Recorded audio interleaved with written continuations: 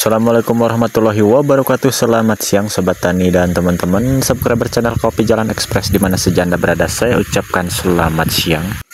Baik Sobat Tani dan teman-teman, pada kesempatan siang kali ini saya akan memenuhi requestan salah satu Sobat Tani kita yang mana minta disipilkan kondisi yang cocok untuk pengaplikasian pemupukan urea atau nitrea ya.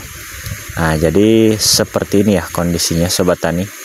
Ketika buah sudah seperti ini, maka pemberian urea atau nitrea sudah bisa ya kita aplikasikan ke pohon kopi kita. Nah, ini adalah klon Bagio yang berada di ketinggian 1050 dari permukaan air laut. Ini kondisi buah terkini ya. Edisi masih di tanggal 21 Ramadan dan bertepatan dengan bulan 3 pada tahun 2025-nya ya, di hari Jumat. Kita review kondisi buah nih ya. Buah keadaan terkini klon Bagio. Nah, ini adalah satu pohon 3 sambungan ya Sobat Tani. Kita berhasil meremajakan dan hasilnya seperti ini nih. Cukup wow ya. Ini ada klon Arsad dan asalnya adalah klon Rupe. Kita adakan sambung dahan, maka terdapat 3 jenis dengan sambung bawaan. Ini adalah klon Rupe ini ya, yang dahan yang ini. Oke, nah ini jadi posisi sekarang di tempat kita sudah seperti ini buah kopinya, maka sudah berani ya melakukan pemupukan menggunakan urea atau nitrea. Dengan catatan jangan dicampur dulu ya Sobat Tani. Dan jangan dilewatkan untuk di tengah video nanti. Tentunya jangan di-skipkan. Ada permintaan Sobat Tani kita yang meminta, Mas, bagaimana jika terjadi bunga, apakah sekarang dipotong atau tidak? Kita akan spilkan ya. Nah, ini sambung dahan nih Sobat Tani ya. Tuh. Ini hasil dari sambung dahan. Dan ini klonnya, klon Bagio yang kita sambungkan. Tuh, seperti ini ya. Jadi rekomendasi ya. Solusi bagi Sobat Tani yang susah mencari tunas air untuk melakukan peremajaannya, jadi solusinya diadakan sambung dahan ya, seperti itu Sobat Tani. Nah, ini masih klon Bagio, dan nanti di fase berikutnya Sobat Tani ya, untuk pemupukannya ketika kopi kita sudah hamil semua merata menuju pembungaan raya, maka kita lakukan pemberian KCL dan Ponska ya.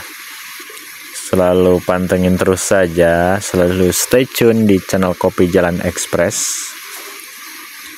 Kita selalu memberikan tutorial dan mengedukasi tentunya bagi para Sobat Tani yang mau melakukan perawatan kopinya. Nanti juga ada perawatan khusus terhadap hama ya. Nah, ini ada sambungan baru nih di bawahnya nih ya. Ada sambungan baru. Nah, kita selalu tidak bosan-bosan tentunya memberikan penyemangat kepada Sobat Tani selalu meremajakan ya. Lakukanlah peremajaan. Karena di kebun kopi kita ini rata-rata di B2 paling tua ya. Jarang di posisi buah B3. Rata-rata di kebun ini B2 dan B1. Ketika sudah B2, maka kita lakukan penyimpanan ulang kembali. Atau yang sudah tua yang sudah tua silahkan diremajakan kembali ya Sobat Tani. Supaya untuk pembuahannya selalu maksimal dan normal seperti ini ya. Tuh. Kalau kita lihat bawahnya ini buah melulu ya Sobat Tani. Nah, ini ada Arsad.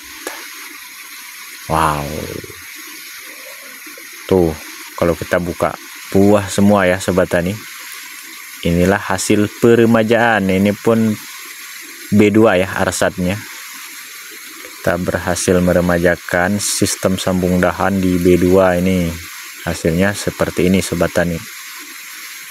Nah, jadi kepada Sobat Tani yang memiliki sambungannya itu sudah tua, 5 tahun, 6 tahun, bahkan 8 tahun tuh di Tugusari, Kelon Tugusari.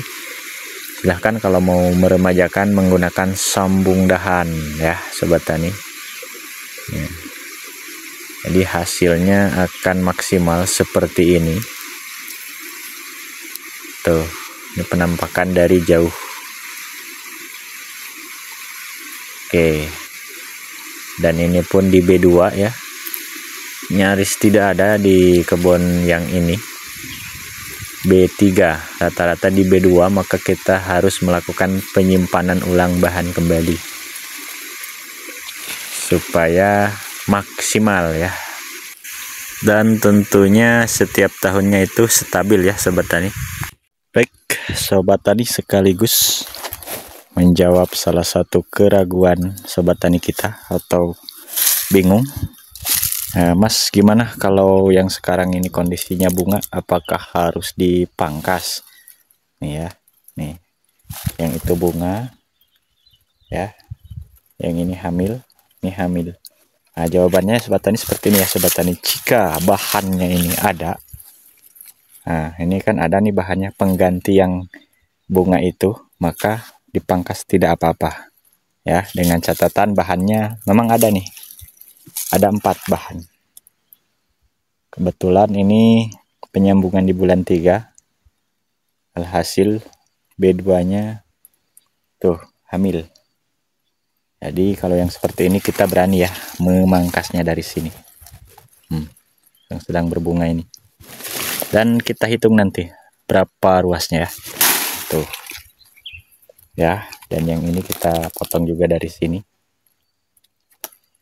hamil.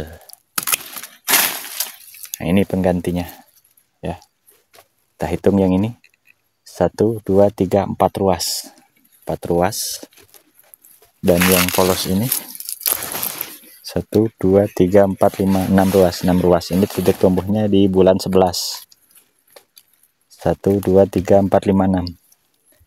Nah seperti inilah titik tumbuh di bulan 11 ya, masih polos, 6 ruas. Ini Kelon Tugusari ya sobat tani.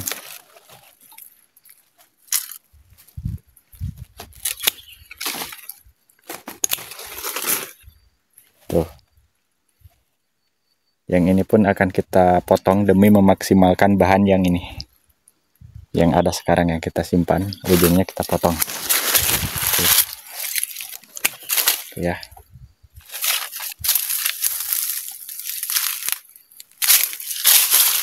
seperti ini. Jadi boleh dipotong dengan catatan ada bahan penggantinya. Baik sobat tani, jadi seperti itulah penyetingan bahan yang kondisinya lagi berbunga sekarang. Seperti itu sobat tani. Oke, kembali kita review keadaan buah. Nah ini kelon daun lebar nih ya sobat tani. Daun lebar ada 2 nih sambungan di pohon itu.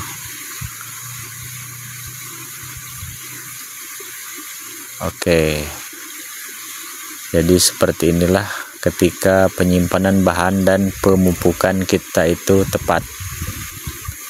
Untuk perawatan kopinya kita sudah memahami dari penyimpanan bahan, pemupukan, serta penanganan gulmanya.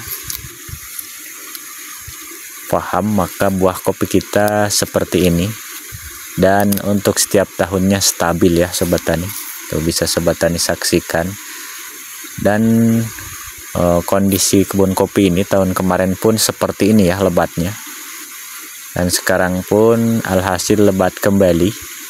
Inilah yang selalu saya sarankan, lakukanlah peremajaan ya, peremajaan kepada sambungan kopi kita yang sudah tua, supaya hasilnya selalu memuaskan. Jadi untuk bahan jarang dilanjut ke B3, kita selalu adakan penyimpanan bahan ulang. Seperti itu sobat tani. Nah, alhasil seperti inilah kondisi buah kopi kita sekarang. Tuh. Wow, mantap ya sobat tani.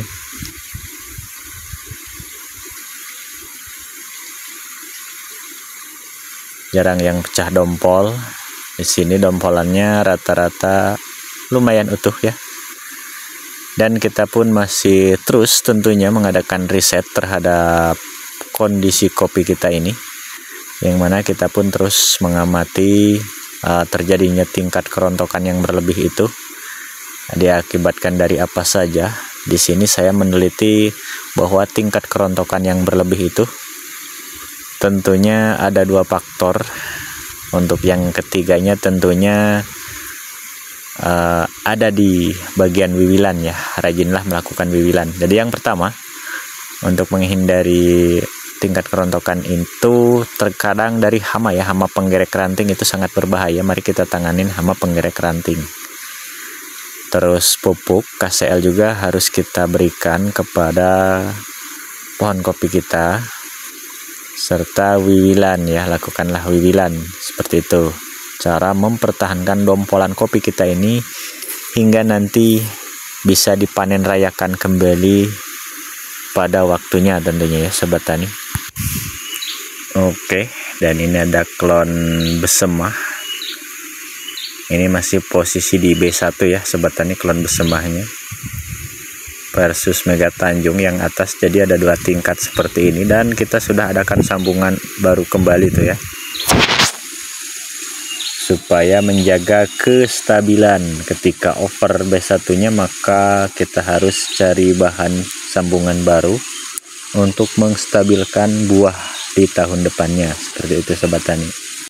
Baik sobat tani dan teman-teman, mengingat durasi yang panjang sekali untuk konten video kali ini, mudah-mudahan ada hal positif yang bisa diambil tentunya dari konten video kali ini. Dan saya akhiri, billahi taufiq wal hidayah. Wassalamualaikum warahmatullahi wabarakatuh.